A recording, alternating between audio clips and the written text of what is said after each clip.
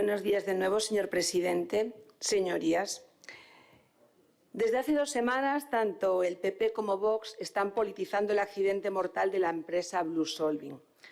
Señor Alonso, señor Centeno, señor Queipo, no tienen interés en saber lo que ocurrió el 31 de marzo.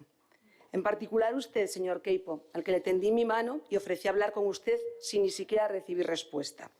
Porque a ustedes no les importa por qué se produjo la explosión de Grisú de Blue Solving. No les importa. Tan solo les interesa ejercer un ataque permanente y personal contra mi persona que ni yo ni mi familia merecemos.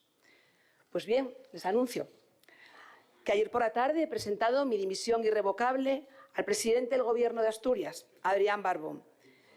Gracias, presidente, por haber confiado en mí, pero como bien sabes, yo acepté el cargo de consejera para trabajar por y para Asturias. Desde el accidente, mi único objetivo era investigación, verdad y justicia.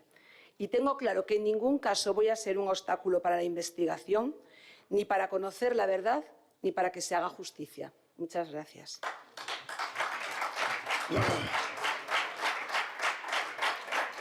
Muchas gracias. Muchas gracias, señora consejera.